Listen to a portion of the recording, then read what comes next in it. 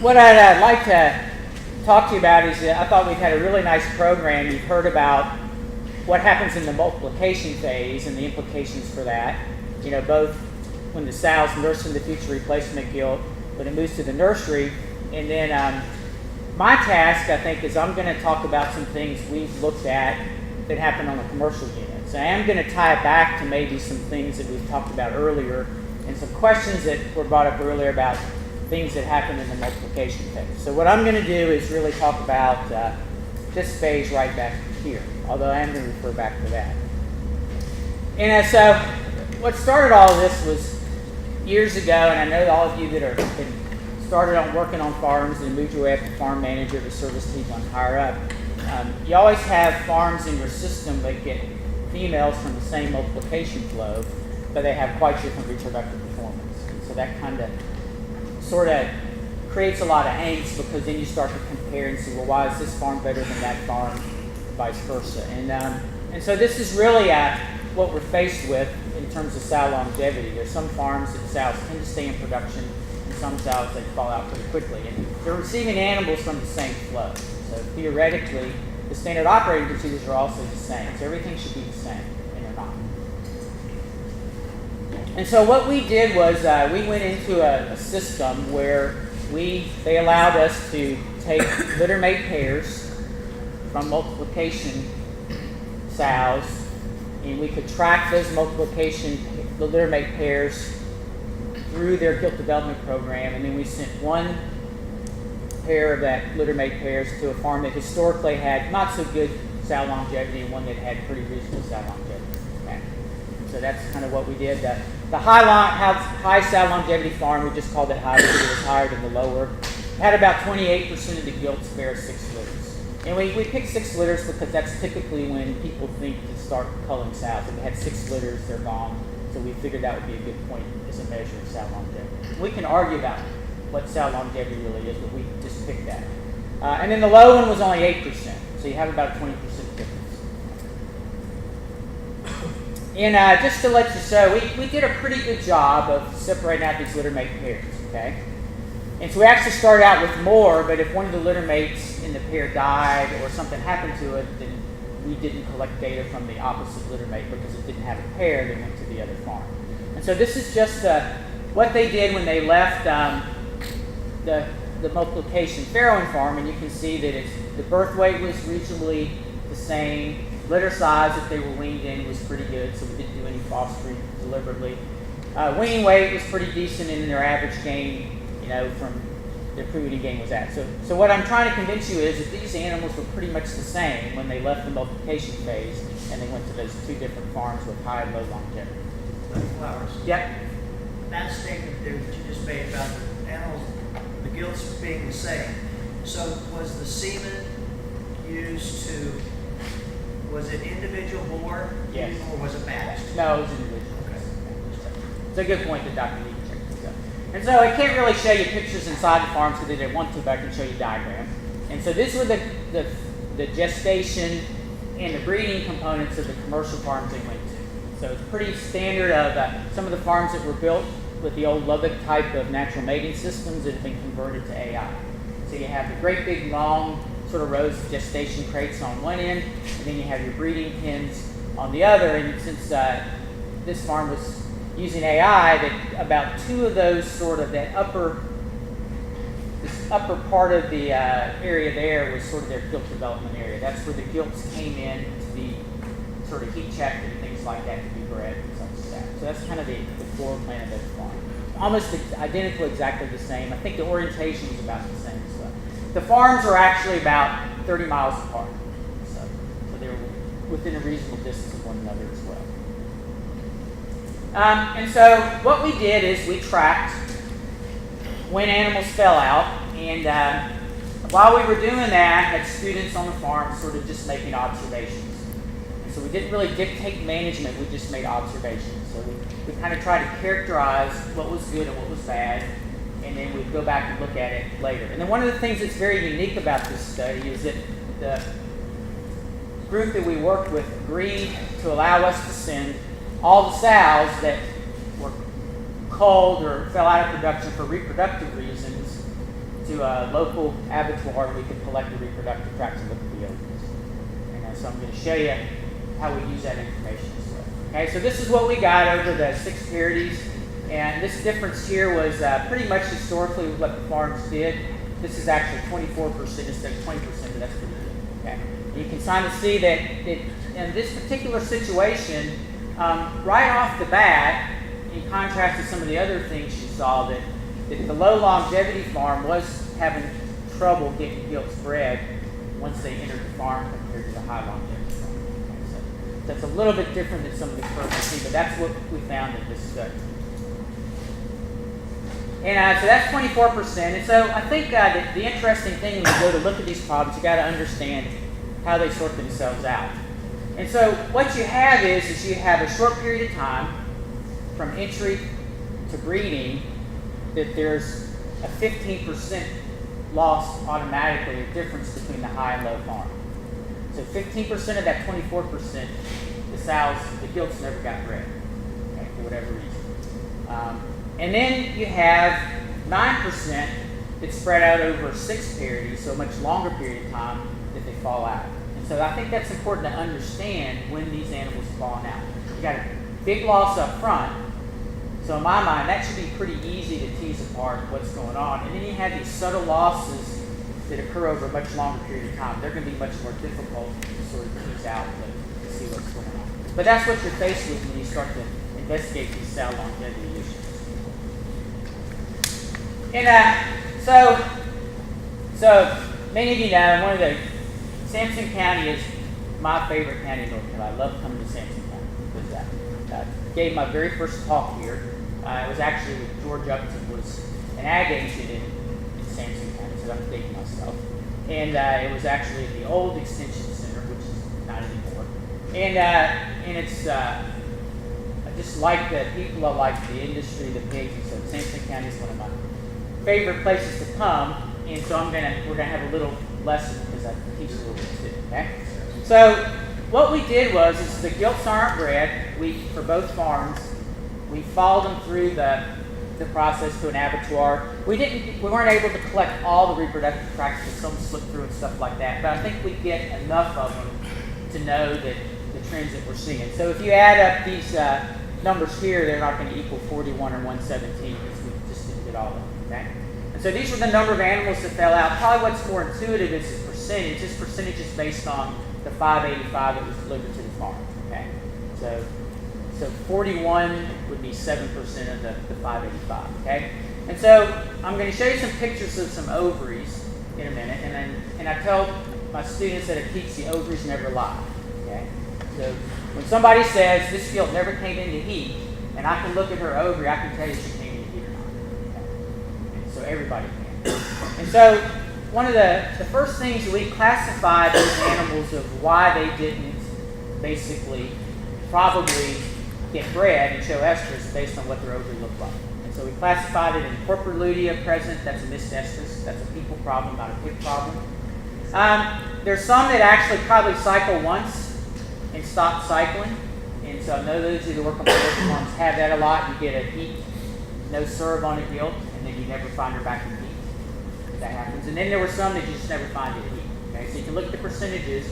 Really the big difference would be right here in this missed estrus. There's only about 1% of those total animals we found on the good farm or the high farm, and it was 7% of the total here, 6 versus 43. So let me show you what I mean by these.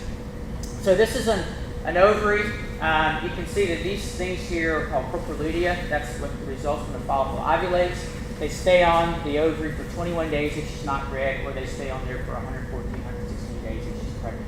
And they regress when she pairs. Okay? So if we go in and look at these gilts, and I see an ovary like this, those are normal, nice CLs. It's a normal complement of CLs.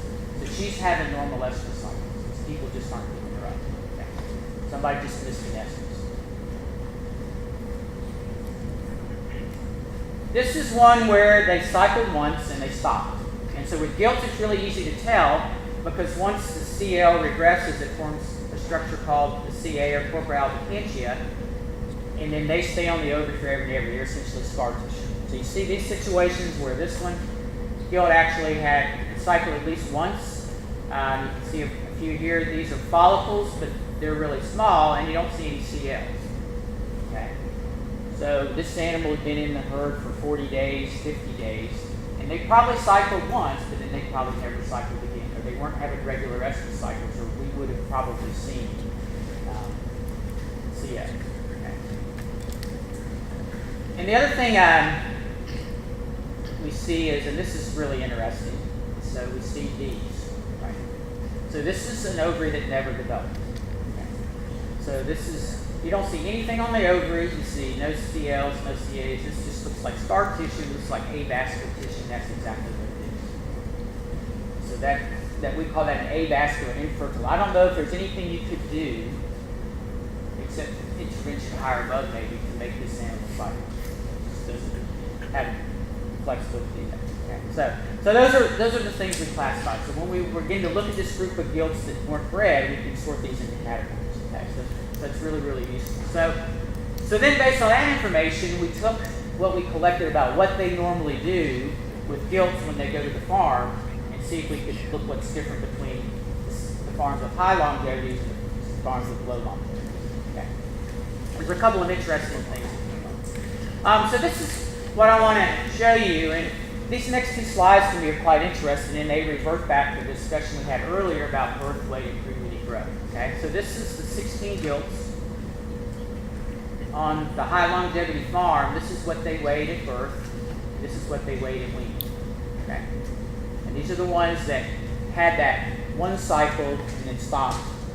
And then you see that here is a low longevity farm, so all these are higher. And so if you want to assume that the high longevity sow farm is perfect, right? Good management all the way through, which I'm not saying that's true, but if you want to assume that, then my bias would be is that these animals were born with very little reproductive potential, and maybe for whatever reason only one estrus cycle or one estrus is all they could do, and then they're shot. Okay? And here it suggests that since these numbers are higher, probably there's a subset of these animals in this farm, and then there's also some management things that may have contributed to those animals not cycling. Only cycling once and stopping. Okay. But what's really interesting is that here's the ones with that last ovary I showed you on both farms. Remember the numbers were about the same, so the percentage are about the same. And these are the low birth weight gilts that never gained during weaning that for whatever reason made it through the system. So there's a question earlier, I think, about what do you do with all these gilts that are born that are 14 and 15 to a litter? What do you do with your foster them? And I would say you got to figure out a way. You could actually do some selective sort of culling at birth and save some of your problems. Now, whether you want to put them on a supplemental feeder like Dr. Pierce talked about or anything, but I would argue that maybe for this system in these farms, gilts on the multiplier born in this weight range would have very little potential of ever developing into a replacement sow. So you're wasting your time trying to look at it. So here are the SOPs for the farms. They're pretty standard. This varied from group to group depending on who was doing it, but you can read them here. All of them were delivered to the farms. They had a heat no serve. And then they actually, once they were identified in heat, they were moved to kind of a different area. So you had two groups. You had the group that were cycling and the groups that weren't.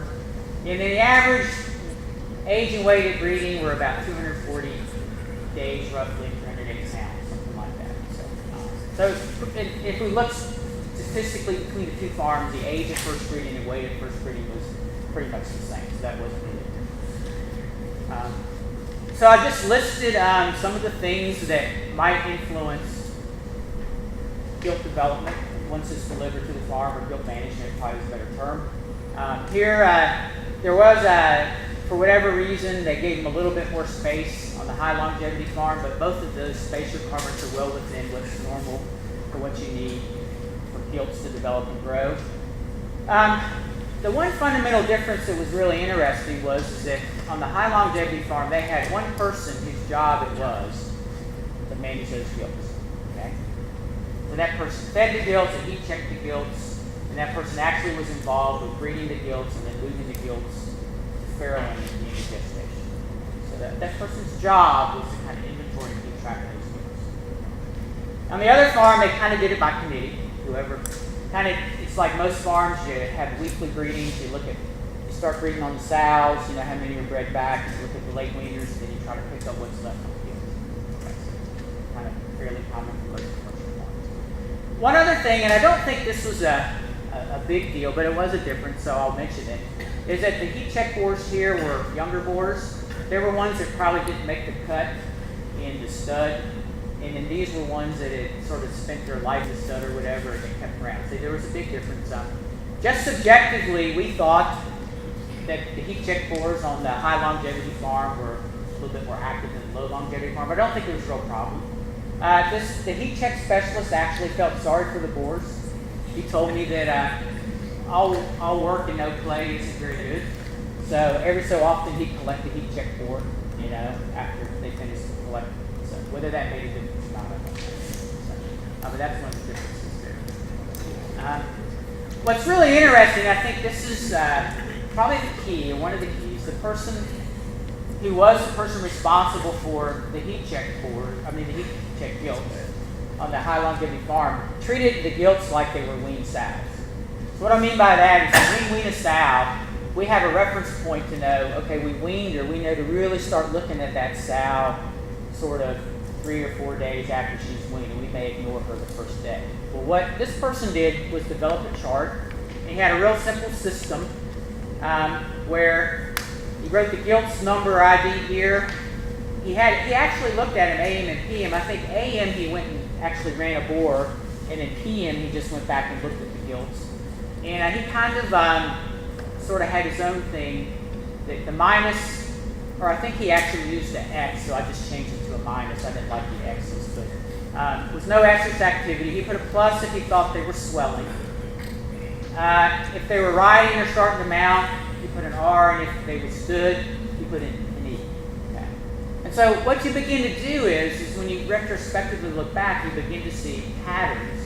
And this would be especially important, I think, in the heat no serve type of program. And so you find them in heat and you don't breed them, and then you want to go back. Or if for whatever reason you had multiple people doing the heat detection, then this gives them something to look at. So for me, if I look at an animal like this that has swelling, I'm going to pay a lot more attention to her than maybe one that didn't have anything 2 days before. So for example, if I'm checking this one today and I look on the records and see that she had swelling yesterday, I'm going to look at her a little bit more, and then maybe I don't pay as much attention. And then through this, you can also see some very interesting patterns. So some of them are fairly normal. Like this would be probably a normal one. They start swelling, they ride, and then they're in estrus and they go out. They swell all of a sudden, and then they're in estrus, they never ride, and they swell, and things like that. So, and then you can kind of, I think, use that to get an idea of how well the estrus connection is being done consistently. Because in theory, an animal ought to swell a couple of days before she's in heat. She rides a day before she stands for 3 days, she rides, and things like that. Now that's not all gilts read the book, right? So, but that's the way it's supposed to be. So I think that's a very useful term. I think the other thing it does is it forces whoever does it to look at every individual gilt during estrus detection. And that's not always done on commercial farms. They check, and when they get the numbers in heat, and they breed them, and then they kind of move on. So that was an interesting thing. The other thing is we developed our own scoring system for when they were breeding gilts and sows. This is just what we do. It's a system through 1 through 3. This farm was not using post-cervical AI, so they had a traditional one where they had the bone tip catheter and the couchette bag. So you really need to try to stimulate the sow during breeding. If you're using PCAI, I think this is good for how that. You have these two things right here, and you don't worry about this as well. So it's the same sort of thing. And lo and behold, it's probably what you'd expect on a high longevity farm. We thought the intensity of the estrus response was better than on the low longevity farm. So now whether that's due to poor exposure, whether that's due to the same person doing it, one person doing it versus others, I don't know. But we tried to sort of quantify this, and we did think it was a little bit better. So that's this piece right here. Okay. So that's the 15% of the 24%. And so now what I do is I want to focus on the period from here all the way through. So instead of looking at 15% that happens over maybe a 60 to 70, maybe 80-day period, we're going to look at 9% that happens over a couple of years, right? If they stay in the herd cyst period. So this is going to be much more different, much more subtle to try to tease out. So do the same thing. We can look at the total number of sows that weren't rebred over that period of time to get the 24% difference. That's the numbers. Again, probably the most important thing is to look at the percentages. So now the interesting thing is notice that that both farms probably had about the same number of missed episodes for weaned sows when there was quite a bit of difference for gilts. And again, it kind of leads to my argument I said earlier, is that it's a lot easier to pick up estrogen on weaned sows because you have a reference point and you really start to look. Where if you have a pin of gilts, you really have no idea what they're looking for. So we're going to show you some more pictures. On some of the ovaries, we had small, medium follicles. These are the late weaners. These are the ones that may eventually come back into heat, but it takes them like 10 days, 2 weeks, and things like that. And then we have what I call abnormal follicles, low ovulation rate, and I term this asynchronous recovery, and I'm going to tell you what that means. So that's the biggest difference right here. So these two are pretty much the same. This is pretty much the same. This very well could be something that's consistent across both farms in terms of feeding levels during lactation or whatever. But this is something that was different between the two farms. Okay. So 25% versus 8%. And so there's the normal CL, just like you normally look at it again. Here are the late weaners. And so these are ones in a sow that they'll have CAs, and then they have smaller follicles, and these are normal follicles, but they're just not fully developed. And so these were sows that were probably 14 to 20 days post-wean. So they should have been back into heat, and if they had come into heat and we had missed them, they'd have had CL. Because the CL lifespan in an unbred sow lasts about 20-some days. Okay, so these are the late weaners. So that was the group that was pretty consistent across. And then these next two were the weird ones. So this is the low ovulation rate. Okay, so low ovulation rate. So a sow that's a second or third period sow ought to have about 25 to 30 CLs. Okay, so that's about right. And these had like 5 or 6. Okay. So this creates a problem because we think anyway that when the sow ovulates, she needs at least 5 embryos at day 12 after she's bred for her to get the signal that she's pregnant. And if she loses any of those before day 30, she'll end up as a late return or a pseudo-pregnant sow. So low ovulation rate, they'll come into heat and you think their bred is fine, but they don't have enough embryos to keep them pregnant. And then this last one is what is just all kinds of problems. So this is actually a luteal follicular cyst. And so that's a follicle that kind of grows but never ovulates. She may come into heat, but it never releases the egg. Or if it releases the egg, the CL doesn't form normally, so it doesn't produce enough progesterone to actually maintain pregnancy if she does conceive. So those are the things on the ovary. Okay. And then we have anestrus. So this is analogous to the avascular one. This reproductive tract is shut down. Okay. So I want you to look at, so I have to give you a quiz, right, to make everybody sure there's a weight, because that's what I do when I teach. So I want you to look at this one. I'm going to show you the one from the gilt, and I want you to tell me what the difference is. So this is the sow. This is an aster sow. Really, you can see where there were little follicles on the ovary, but it's pretty much stuck in there. This is a CA, but everything's just shut down. So now here's the gilt. Okay, so now tell me what's different between those two. So here's the sow, right? So here's the gilt. So in this one, the gilt, just the ovary shut down, right? Because you see this vascularity in the oviduct and in the uterus here, but this is kind of scary, I think. In the sow, everything's shut down. See how avascular that uterus is? So even if she did come back into heat, I'm not sure how. So I don't know what causes this, but this is what we found. Okay, so this is so that happens as well in the sow. Okay. And so here are kind of the things that we found that were different between the two farms in terms of how they normally manage the pigs. Okay. I gave you the high and the low temperatures in the barns over the period of time we were doing them, so it's pretty much the same. So it's kind of interesting. This high longevity farm didn't really have the critical care protocol for baby pigs, but they were much more aggressive at assisting sows and farrows. Okay. And then because of that, they really had fewer incidents where they think all the pigs are out, and then you come back the next day and there's like 4 or 5 dead pigs, or the sow just looks terrible and it's just something starts to stink, and you go in there and you find a dead pig and things like that. So this was very low. This was only 7%. What's really interesting here is what I'll call fostering activities, and this would be any type of fostering they did, was probably about twice as high on the low longevity farm as the high longevity farm. And the fostering events occurred at different times. Let me show you how we figured that out, which is quite interesting. I'm not sure what it means, but it is kind of interesting. And then the sows that, and this is fairly subjective, that we thought experienced the drop in feed intake anytime during lactation. So a decrease in feed intake is when we walked in and the feeder was still pretty much full of food. It didn't look like they touched it much for at least 2 days in a row. Okay. So it's, again, there's pretty low percentages, but it's about twice as high on that other farm. And you can see the number born alive and then the number weaned for both farms for the sows that did go through 6 parities, through all 6 periods. So it was pretty good. So, it's a good reproductive form. So again, I reiterate the point, we're looking at real subtle changes probably that occur over a long period of time. And so here's a possible connection. And so I might be wrong. I might be right. I'm usually wrong more than I'm right.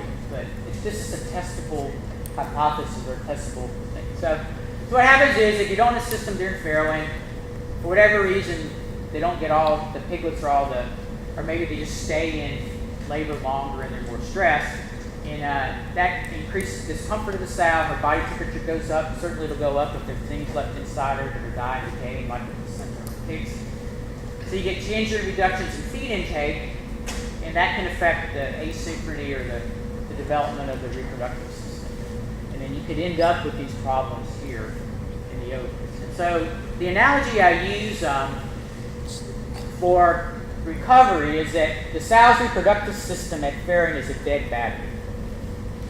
So if you try to get the sow to rebreed after she's farrowed, you don't get very good results. And everybody knows that because we went through all that with PED, right? So it just doesn't happen. So what recharges, allows the sow to recharge her reproductive battery, so to speak, or the organs to recover, is the suckling intensity of the litter. So that suckling intensity actually keeps the gonadotropins in check and lets them build up. It gives the uterus time to recover. And then when you wean, that's the switch that says, okay, we're ready to go. Okay? So the analogy I use with some of maybe what's going on is that if you don't let the sow's reproductive system recharge sufficiently and try to let it start sooner than it's ready, then you can run into all kinds of problems. So I'm guilty of that. So in the wintertime, we don't have a garage, so we leave our cars out and the battery's dead and they won't start. So I hook them up to the charger and it says allow the battery to fully charge for 2 hours before you try to start the car back. So what do? After 10 minutes, I'm cranking the car to signal start.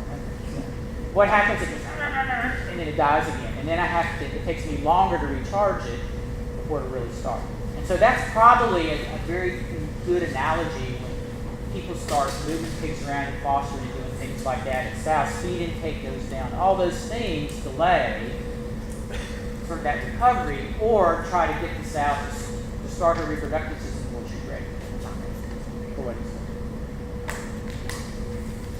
So this is kind of interesting.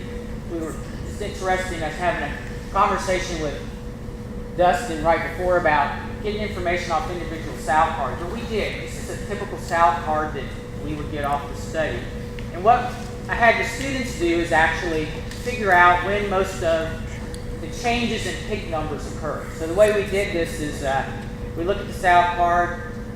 On the 5th of February, she had 10 born alive, and they put 4 on. So we start out with 14, and then we just track when they died. So one died here, one died here, and then one died here, and then one died here, and then okay? So you kind of do that, okay? So it's kind of, it's like here, here, boom, boom, boom. So every time a pig dies or is fostered off, that's a reduction in the suckling intensity.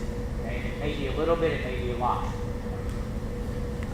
But anyway, that's what happens. That's how the sow's reproductive system, when it's recovering, receives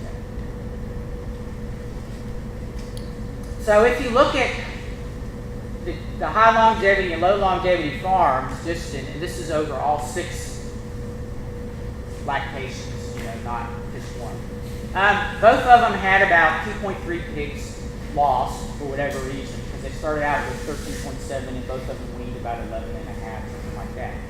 But what's interesting is that most of the losses in the low longevity occurred during the first week, so after they did that initial fostering the first day, versus most of these occurred in the high longevity farm later on.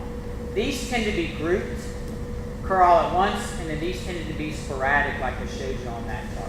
So whether that has anything to do with it or not, I don't know, but it is one of the differences, and it may be one of those subtle differences that may be quite different. So it's really kind of interesting in that. The one big difference, I think, is that you had a guilt management expert upon arrival. It was that person's job to hear the guilt. So I was here when the industry made the shift from natural mating to AI. And what every farm and every system did that did it successfully is they had one AI expert in their system. And they made sure that that person was the one that knew how to do it and trained everybody else how to do it on the farm. So it worked very well. So I would argue you're kind of in a similar situation with guilt development. So there was enhanced estrous behavior of gilts and sows. Ovaries indicate that there was very few misfeeds. For whatever reason, either they're not doing a good job or there may be something that suppresses the expression of estrus, but the ovaries don't lie. So that was a big difference there. They did have assisted farrowings, and I think this fits in nicely with the intensive management that groups are looking at for farrowing. We're doing it for the sake of the baby pigs, but there may be some benefits to the longevity of the sow, especially early in her career or productive life. Maybe you don't have to do it for older sows, but maybe you should really think about it for first parity and second parity sows and some of the other things that we're seeing. And then there was a consistent sort of what I call nursing stimulation during the first week of lactation. So they kind of left them alone, and then they started moving pigs. And I think most of those losses were pigs that died. I don't think they fostered a whole lot after the first phase. Okay, so what do you take home from this? So I think most of the big things on sow farms are being done with regards to longevity.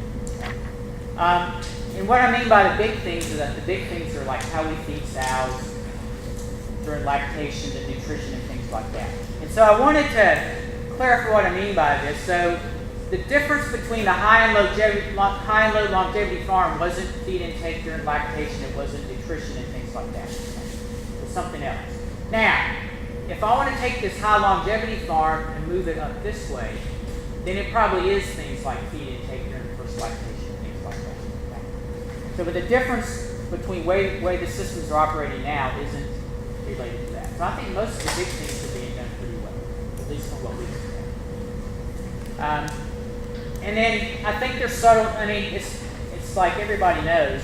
You have an SOP, and you tell people what to do, and then when you go to farms, you give them leeway to implement that SOP as they would like, and there are differences among farms. And these differences may have a bigger role than you think in something like guilt development. Certainly, putting one person in charge versus having everybody else do it was, I think, a big difference. Okay? And what I think is, and this is true, I think examination of reproductive tracts of sows that fall out of production is something that's not being done on a regular basis. It should. Okay? I don't think it's any different than taking blood samples, doing serological profiles every 4 weeks. I don't know that you have to do it for every sow. I think you have to pick subsets and do it. And when we talk to people to do it, there's a lot of impediments that keep you from doing it. But the information is incredibly valuable if you really want to figure out why that sow didn't come in here, why didn't she rebreed. It's real simple, not rocket science, but it's something that takes some work, but it's very useful. And then the other thing is I'd like to say thank you. Because sow longevity is a long-term research project. Okay? It's not something that you can do overnight. And just to show you, so as Mark alluded to, I've been fortunate. We've received funding from the National Pork Board since 2004, the North Carolina Pork Council, and the Ag Foundation. So we've been working at this for 16 years. So Mark talked a little bit about the piece there, but that's what it's going to take. It's going to take a long-term investment to figure this out. And then you're always up against the fact that genetics keep improving, the number of pigs born alive keeps getting better, so it's almost like you're hitting a moving target. Once you've got it figured out, the sow's so much better that you can do other things. And then the real reason, so I'd like to tell you a story. And I know Prestige just had their internship banquet last night, and I couldn't go because I was listening to 4-H'ers and symbolic until 10 o'clock at night. But that was it. But anyhow, so one of the most important things the industry does is allow us to send students to you to work in the summer so they can be trained. So I'll tell you a story. You probably don't know this. I don't think anybody knows this, maybe, except for one other person. So Mark Espy and I, you know what we have in common? So we were classmates at Virginia Tech. Started the same year, graduated the same year. We tease each other. I was from the mountains and he was from the coast. So I was the hillbilly from the west and he was the yokel from the east. And we both worked for Jim Knight. You probably never heard of him, but we worked in his lab. And he took us into students and let us work with animals, and that really stimulated our interest in what we do today. So I would say that 1982 was a good year for swine reproduction physiology. So with that, I'll be happy to try and answer any questions. Thank you a lot.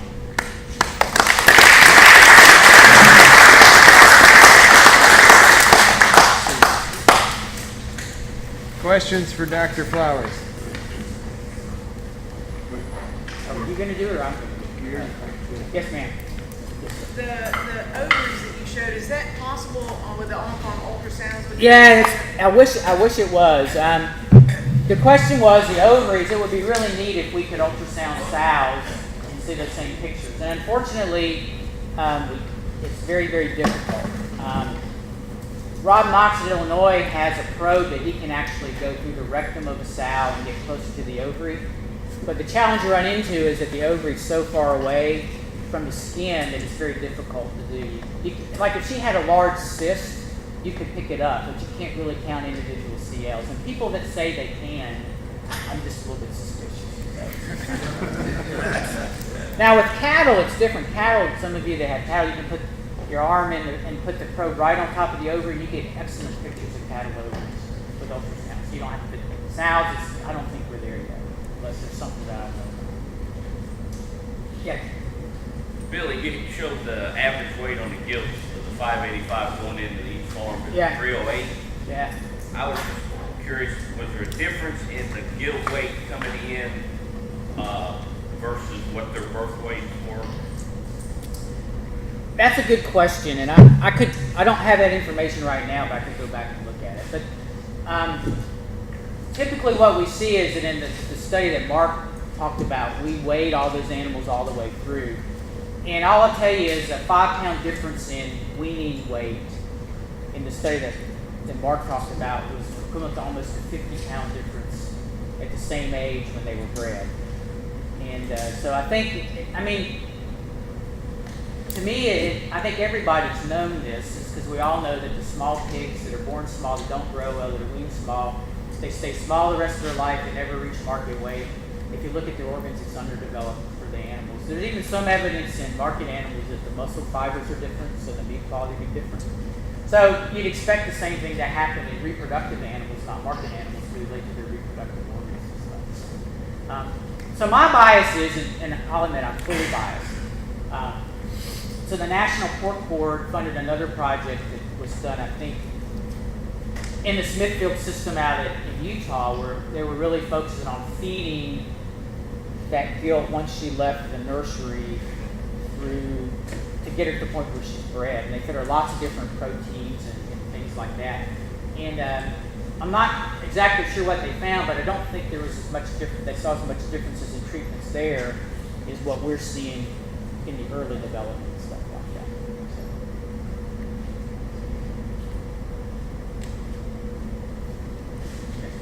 You said earlier that on the sow form with long longevity, Yeah. that there was a longer standing response on the gills. Yeah, it was. It stood longer. So we actually measured that, and it was about.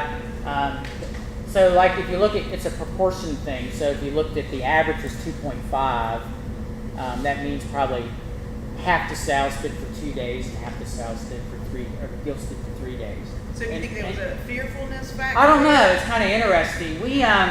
So one of the things that I didn't bring up, because I don't really know how to measure it, if Ashley was here, she could correct me, right? Or Christina, you can correct me. She's a behavior person. But so it was very clear that on the farm where one person handled those gilts all the time, they were much more comfortable around strangers or people on that farm. And I'll just say that. It was pretty obvious. You could walk up, they'd approach you, some of them would, come right up to you. Whereas the other farm, they were just, somebody new was in, they were just a little bit more standoffish and stuff. We did watch him. It was kind of really neat. We watched him a couple of times move the sows from gestation to farrowing, and he could do it without a cutting board. He moved them in groups of 2 or 3, just kind of pushing them with he used I think he actually used a car key when they slowed down, just scrape them on the back, and they would kind of go up. So. And then the other one, they moved them in. They didn't have a problem moving them, but they used cutting boards and they moved them larger. So whether that's related to anything, I don't know.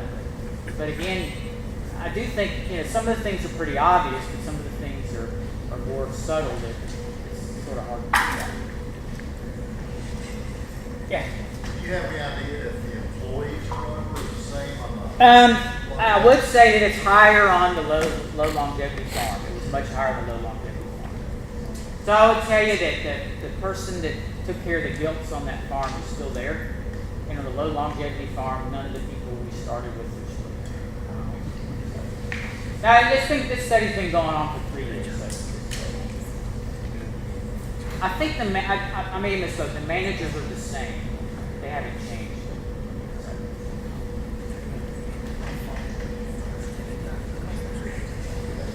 Yeah.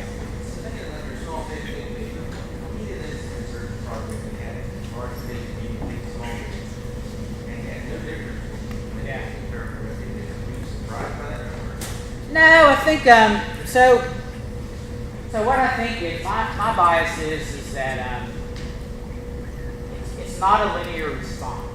Okay, so I'd argue with the geneticists, which I love to argue with geneticists. They're fun to argue with. They're easy to get mad.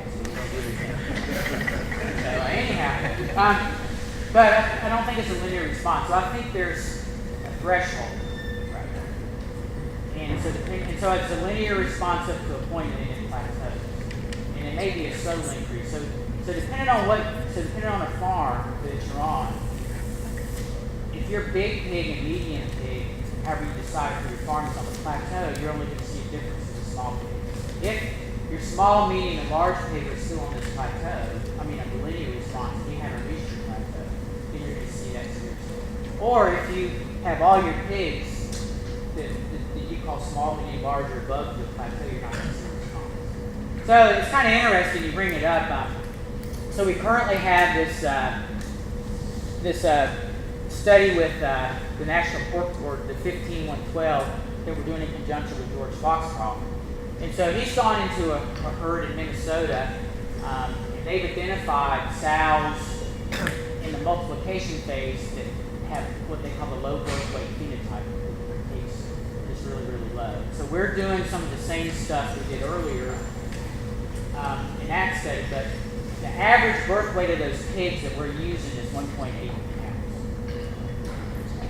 And so there's some that are 4 pounds and then some that are less than a pound. And so I think at the end of that study, we've got this wide range of birth weights. I'll be able to tell you for them where that plateau is. I'll be able to tell you up to the level and where it plateaus.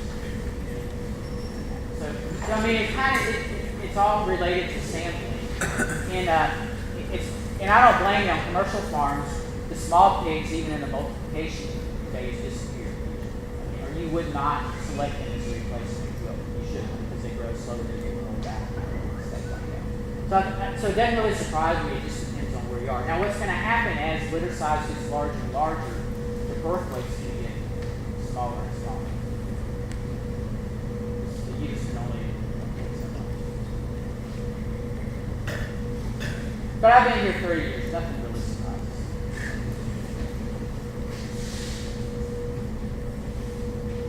Done? Any more questions? How should we increase weaning weight? So I think that's what I told Mark when he was putting together this program, and somebody mentioned it earlier, is that the fostering strategy won't work because there's no room to foster pigs on multiple farms.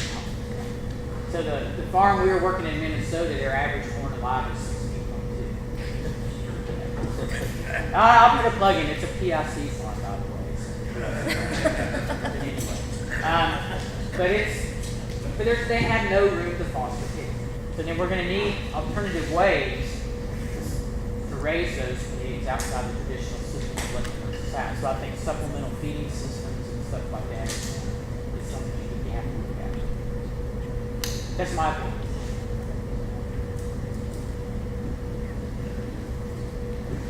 Any other questions? Let's thank Billy once again.